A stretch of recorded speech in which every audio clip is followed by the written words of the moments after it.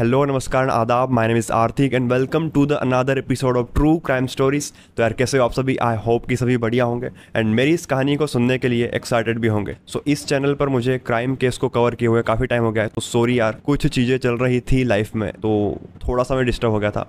सो अब कंटिन्यू रहेगा और अब आपको हर वीक ट्रू क्राइम स्टोरीज मिलती रहेगी। सो स्टार्ट करते हैं। अभी रिसेंटली हमारे इंडिया के अंदर कुछ ऐसे ऐसे क्राइम्स हुए हैं जिनमें किसी भी क्रिमिनल के क्राइम करने का तरीका कुछ अलग ही होता है। फॉर एग्जांपल अगर हम श्रद्धा आफ्ताब केस को देखें या फिर मनोज साने और सरस्वती केस को देखें जो अभी रिसेंटली हुआ था, तो इस तरह के जो केसेस हैं अभी हमें 1 साल या फिर 2 साल से देखने को मिल रहे हैं। लेकिन आज से 30 साल पहले 90s के दशक में इससे भी ज़्यादा ब्रूटल क्राइम कोई कर सकता है, ये शायद किसी ने सोचा भी नहीं होगा। एक हस्बैंड अपनी ही वाइफ की कब्र अपने ही घर के अंदर बनाकर उसे उसी कब्र में जिंदा दफना देता है। And she was not a ordinary lady, she was not a common lady, she was a princess of a royal family. और इतना ही नहीं, वो उसी कब्र के ऊपर 3 साल तक पार्टियां करता रहता है, डांस करता रहता है और किसी को भी इस बारे में भनक तक नहीं लगती। सो आज की जो स्टोरी है उसी मैसूर राज घराने की राजकुमारी की है, with the story name of dancing on the grave. So let's talk about the story of Shakereh Khaleeli Namazi.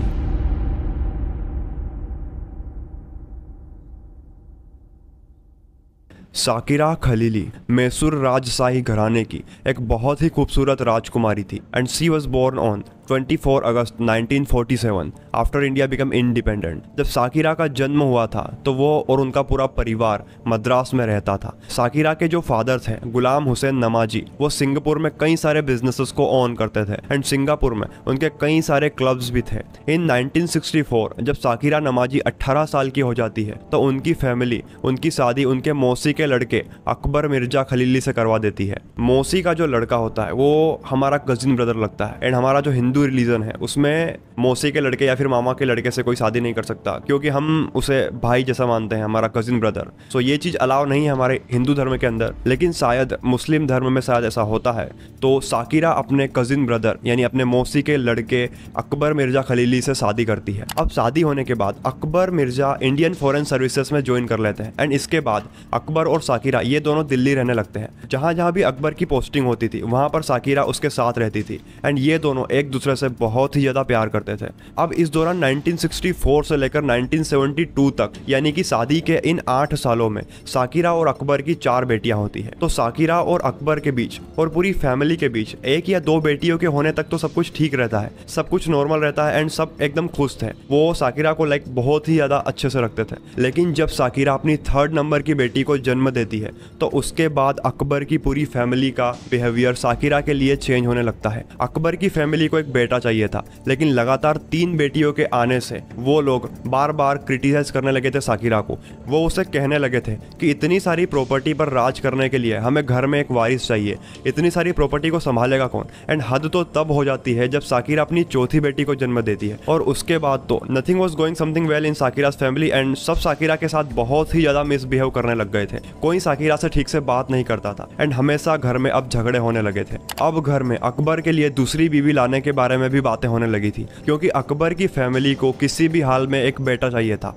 Any how condition, चाहे उन्हें अकबर की दूसरी शादी ही क्यों न करना पड़े। और इन सभी बातों से साकिरा अंदर ही अंदर टूटने लगती है। उसकी कोई भी गलती नहीं थी कि उसको कंटिन्यूसली 4 बेटियां हुई थी, लेकिन फिर भी वो उस चीज की सजा भुगत रही थी। वो अंदर ही अंदर अब टूट रही थी। इसके कुछ सालों बाद 1976 में अकबर मिर्जा ईरान के अंदर एज ए इंडियन एम्बेसडर काम करने को चले जाते हैं। लेकिन अकबर के ईरान जाते टाइम साकिरा अपने हस्बैंड के साथ ईरान नहीं जाती है क्योंकि अब साकिरा और अकबर के बीच रिलेशन कुछ ठीक ठाक नहीं चल रहे थे। वो दोनों भी हमेशा झगड़ते रहते थे अपनी बेटियों को लेकर। तो इसीलिए वो अब डिसाइड करती है कि वो अब कुछ टाइम के लिए अकबर की फैमिली से दूर रहेगी एंड वो यही करती है। साकिरा अपने नाना के साथ बेंगलुरु चली जाती है एंड वहीं पर उनके साथ रहकर उनके बिजनेसेस को संभालने लगती है। अब कुछ साल और निकलते हैं और अब आता है 1983 में साकिरा दिल्ली जाती है। दिल्ली में द नवाब ऑफ रामपुर के शाही परिवार में किसी की शादी होती है एंड उसी शादी में साकिरा को भी इनवाइट किया जाता है। तो इसीलिए साकिरा उस शादी में पहुंचती है एंड जब साकिरा उस शादी में सभी से मिल रही होती है तो उस टाइम पर she meets a very special man और उसका नाम था स्वामी श्रद्धानंद।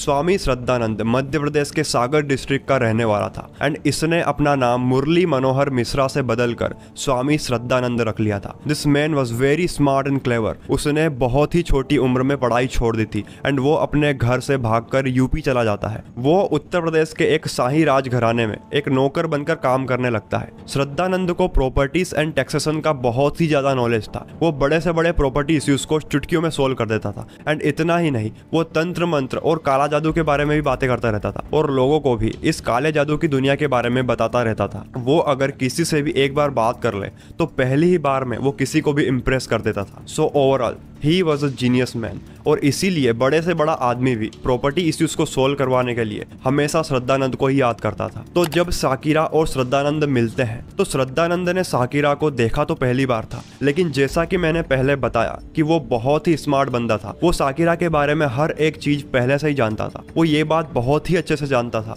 कि साकिरा खलीली दीवान ऑफ मैसूर की राजकुमारी है एंड रिसेंटली इसके पास अभी अपनी माँ की 600 करोड़ की प्रॉपर्टी मौजूद है। उसे ये भी पता होता है कि साकिरा खलीली अकबर मिर्जा खलीली की बीवी है एंड अभी के टाइम पर साकिरा और अकबर के बीच कुछ सही से रिलेशनशिप नहीं चल रहे हैं एंड ये सब तो ठीक है, लेकिन उसे ये भी पता होता है कि साकिरा की सिर्फ 4 बेटियां हैं एंड उसका कोई बेटा नहीं है। और इसी बात को लेकर साकिरा बहुत ही ज्यादा डिप्रेशन में है। वो बहुत ही ज्यादा टेंशन में है कि उसको एक बेटा नहीं हो रहा। श्रद्धानंद को साकिरा के बारे में हर एक चीज मालूम होती है एंड जब वो साकिरा से बात करता है तो पहले ही बार में वो साकिरा के दिल में जगह बना लेता है। वो साकिरा को कहता है कि मेरे पास कुछ ऐसे तंत्र मंत्र है जिससे कि वो आपको बेटा दे सकता है, आपको आपकी विरासत का वारिस दे सकता है and he promises to Shakereh that he can help you have a son. Shakereh Shraddhananda से जल्द ही दोबारा मिलने को कहती है एंड उसके अगले ही दिन फिर वो वापस से बेंगलुरु चली जाती है। श्रद्धानंद हमेशा से ही कम टाइम में ज्यादा पैसा और जल्दी पैसा कमाने के बारे में सोचता रहता था। जब वो साकिरा से मिलता है तो उसके बाद तो उसे सिर्फ साकिरा की 600 करोड़ की प्रॉपर्टी ही दिखाई देती है। वो अब हर टाइम यही सोचता रहता था कि how can I get all of Shakereh's property. वो बहुत ही अच्छे से जानता था कि अगर मैं साकिरा को बेटा देने की बात कहकर उस पर अपने प्यार का जादू चलाता हूँ तो वो जरूर मान जाएगी। वो बेटा पाने की लालच में जरूर उसके जाल में फंस जाएगी एंड सचमुच ऐसा ही होता है। एक दिन साकिरा की माँ अपनी बेटी यानी साकिरा की करीब 600 करोड़ की प्रॉपर्टी के इश्यूज को सुलझाने के लिए श्रद्धानंद को बेंगलुरु बुलाती है। श्रद्धानंद के लिए ये बुलावा उसके कई दिनों के इंतजार को खत्म कर देता है एंड फाइनली वो पहुंच जाता है बेंगलुरु। श्रद्धानंद वहां पर जाकर कुछ दिन रहता है एंड साकिरा की माँ को उसकी प्रॉपर्टी को मैनेज करने के लिए कुछ तरीके बताता है और इन्हीं कुछ दिनों में वो साकिरा का दिल भी जीत लेता है। श्रद्धानंद उसे ये विश्वास दिलाता है कि वो उसे एक बेटा देने में उसकी हेल्प कर सकता है, वो उसकी विरासत का वारिस देने में उसकी हेल्प कर सकता है एंड साकिरा भी अब यही चाहती थी। She was ready to do anything to inherit her legacy. वो कुछ भी करने को तैयार थी, बस उसे एक बेटा चाहिए था। साकिरा अब अपने बेटे की लालच में श्रद्धानंद के जाल में पूरी तरह से फंस चुकी थी and now see falling in love with him. Shraddhanand से वो प्यार करने लगी थी।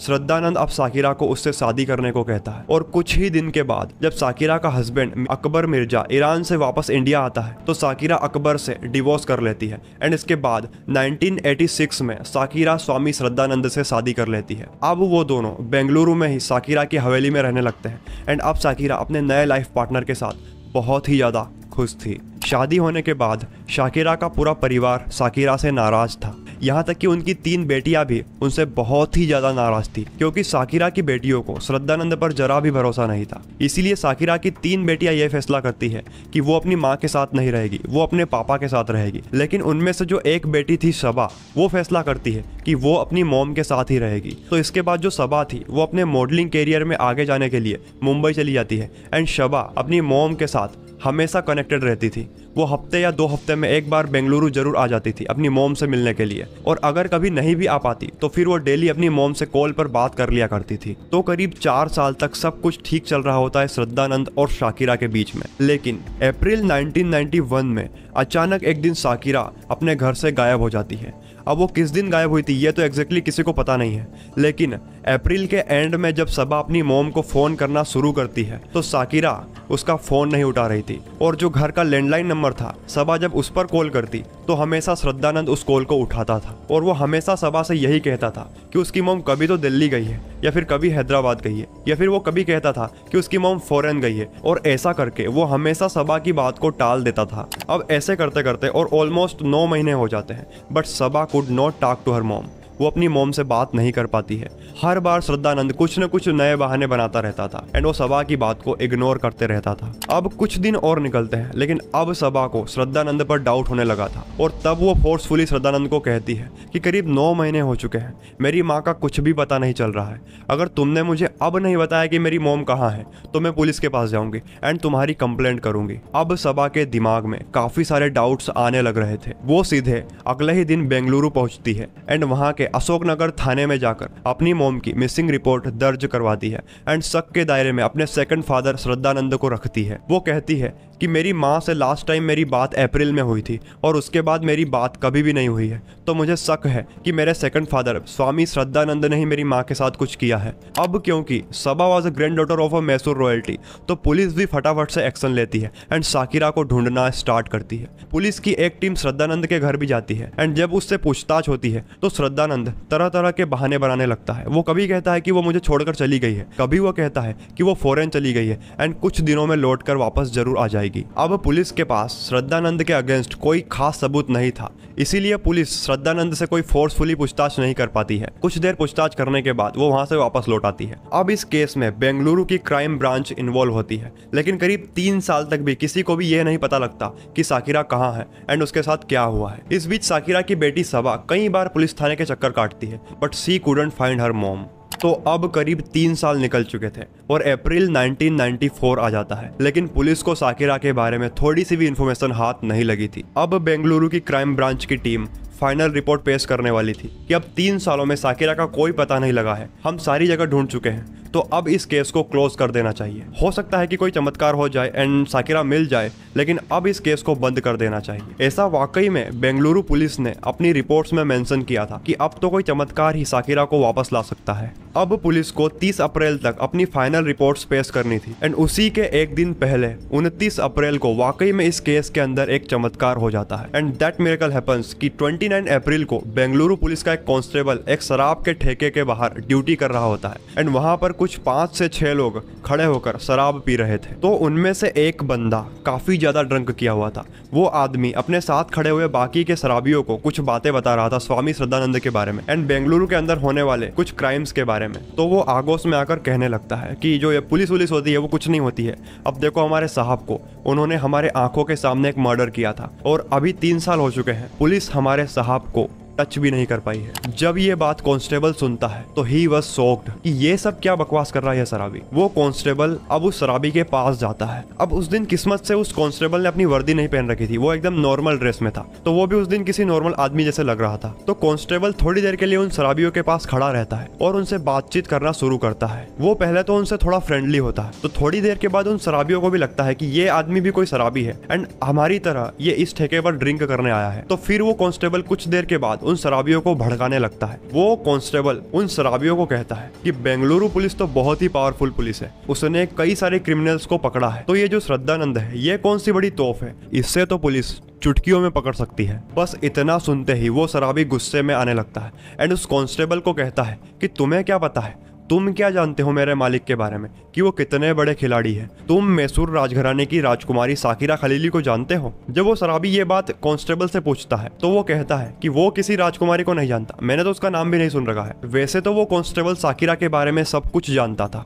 कि वो कौन है एंड उसके साथ क्या क्या हो रखा है, लेकिन फिर भी वो जानकर भी अनजान बनता है ताकि वो उस शराबी के मुंह से सच बाहर निकलवा सके। तो जब कांस्टेबल उस शराबी को साकिरा को न पहचानने की बात करता है तो फिर वो शराबी जोर जोर से हंसने लगता है और फिर वो कहता है कि तुम नहीं जानते उसे, वो बहुत ही बड़े राजघराने की राजकुमारी थी एंड हमारे साहब ने पहले तो उससे शादी की एंड उसके बाद उसे मार कर उसी ही के घर में उसे दफना दिया, और वो भी एक ताबूत के अंदर बंद करके। और तुम्हें पता है वो ताबूत कौन लाया था? वो ताबूत मैं ही लाया था, मैंने ही साहब को वो ताबूत लाकर दिया था। फिर मेरी आंखों के सामने ही साहब ने उन्हें अपने ही घर के अंदर कब्र खोद कर दफना दिया था। अब उस कांस्टेबल के लिए इतनी सी जानकारी काफी नहीं थी, इसीलिए वो कांस्टेबल उसको और ज्यादा भड़काने के लिए ये कहता है कि अरे तुम तो फेंक रहे हो, ये सब कुछ झूठ है एंड तुम शराब के नशे में हो, तो तुम कुछ तो भी बोल रहे हो। तो वो शराबी कांस्टेबल पर और भड़कता है और चिल्लाने लगता है एंड फिर कहता है कि अगर तुम्हें विश्वास नहीं है तो तुम उस दुकान पर जा सकते हो जहां पर से मैं वो ताबूत खरीद कर लाया था। तो फिर वो उस कांस्टेबल को उस ताबूत की दुकान का नाम बताता है। तो फिर कांस्टेबल को कंफर्म होता है कि ये जो कुछ भी बोल रहा है वो एकदम सच बोल रहा है, क्योंकि वो कांस्टेबल उस दुकान वाले को जानता था जो कि वो ताबूत बनाने का काम करता था। तो उसके बाद वो कांस्टेबल उसी वक्त अशोकनगर पुलिस थाने के एक और कांस्टेबल को फ़ोन करता है और उसे सारी बातें बताता है। उसके बाद में उसी रात में उसी शराब के ठेके से पुलिस उस आदमी को उठाती है एंड थाने ले जाकर उससे पूछताछ करती है। थोड़ी सी शक्ति दिखाते ही वो शराबी सारा सच उगलने लगता है और शराबी पुलिस को बताता है कि 1991 में श्रद्धानंद ने उसे एक दुकान से ताबूत लाने को कहा था और खुद श्रद्धानंद ने ही कुछ दिन पहले वो ताबूत बुक किया था। जब पुलिस उस ताबूत की शॉप पर जाती है तो वो शॉप वाला भी सारा सच बता देता है कि करीब 3 साल पहले श्रद्धानंद ने उसे ताबूत बनाने को कहा था और मैंने उसे ताबूत बनाकर दिया भी था। जब ये बात पुलिस को पता चलती है तो पुलिस को पक्का यकीन हो जाता है कि श्रद्धानंद ने कुछ तो किया है। श्रद्धानंद ने साकिरा के साथ कुछ न कुछ तो चाल चली है। पुलिस श्रद्धानंद के पास उसी दिन 30 जून को दोपहर तक उसके घर पहुंच जाती है एंड फिर पुलिस उससे पूछताछ करने लगती है। पहले तो श्रद्धानंद पुलिस को धमकाने की कोशिश करता है क्योंकि उसे बेंगलुरु के लोग एक बाबा मानते थे एंड उसने कुछ ही सालों में पूरे बेंगलुरु के अंदर अपनी ठाठ जमा ली थी। कई सारे बड़े बड़े पॉलिटिशियंस से लेकर पुलिस अधिकारी तक उसके कंट्रोल में थे। तो श्रद्धानंद उन्हीं सभी का नाम लेते हुए और पुलिस को डराने लगता है। लेकिन जैसे ही पुलिस उस नौकर को श्रद्धानंद के सामने लाकर खड़ा करती है तो उसे देखकर श्रद्धानंद के हाथ पैर एकदम ढीले पड़ जाते हैं एंड इसके बाद वो बिना किसी बहस के पुलिस को सारी कहानी बताने लगता है। जब पुलिस उसकी पूरी कहानी को सुनती है तो पुलिस भी चौंक जाती है ये सुनकर कि कोई इतना क्रूर कैसे हो सकता है, कोई इतना बेरहम कैसे हो सकता है। How can someone do this to his own wife, his own love, his own life partner,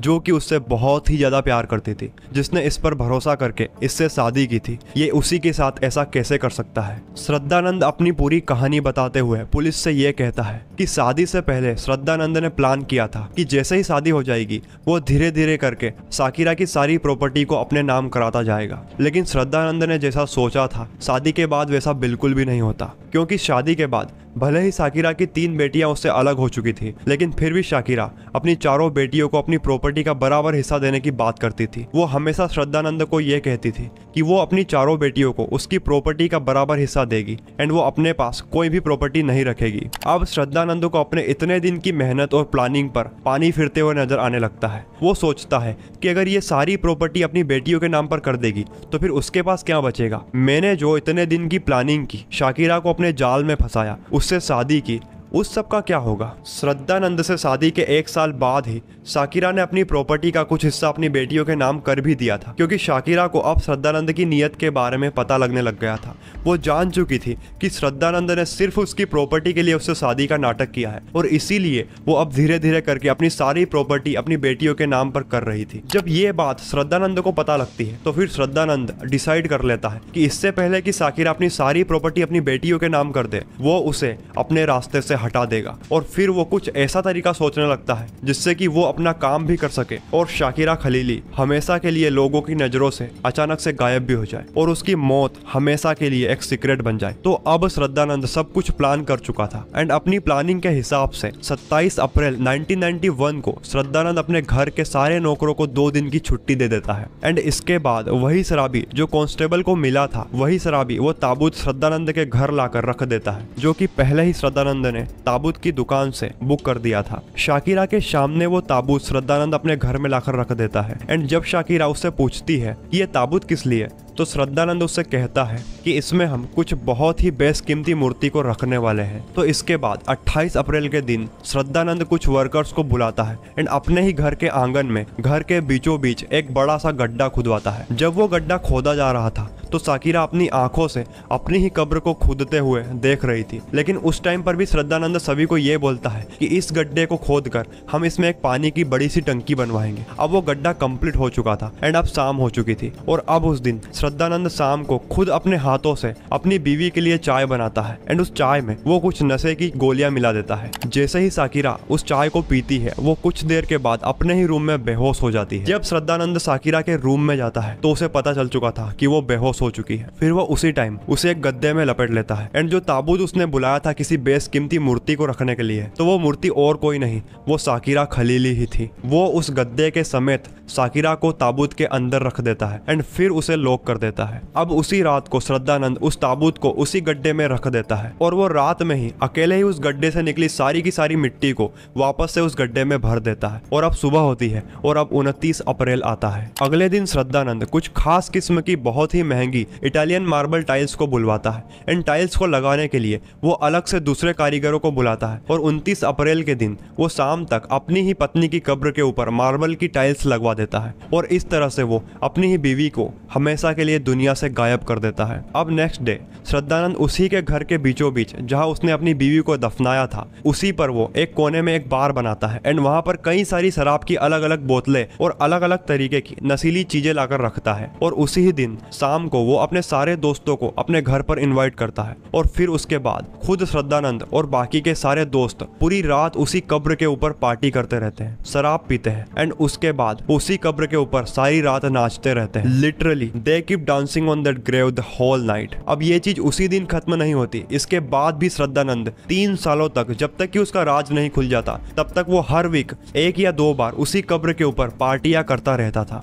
अब जब वो सारा राज पुलिस को बता देता है तो फिर वो पुलिस को उस जगह पर प्रॉपर मार्क करके बताता है कि इतनी जगह में वो ताबूत रखा गया है। अब पुलिस वहां खुदवाना शुरू करती है और जब पुलिस उस ताबूत को बाहर निकाल कर देखती है तो वाकई में उस ताबूत के अंदर एक कंकाल निकलता है। उस कंकाल ने अपने हाथों में अंगूठी और कंगन पहन रखे थे। तो जब उस कंकाल के हाथों में पहनी अंगूठी और कंगन वहीं खड़ी उनकी बेटी सबा को दिखाते हैं तो वो अपनी मॉम के कंगन और अंगूठी पहचान लेती है और वो कहती है कि यही मेरी मॉम है। ये सारा सीन देखने के बाद वहां पर खड़ा हर एक बंदा फ्रीज हो जाता है। उन्होंने अपनी लाइफ में कभी भी ऐसा केस नहीं देखा था और ना ही ऐसा इंसान देखा था जो कि कुछ दौलत के चक्कर में अपनी ही बीवी के साथ ऐसा कर सकता है।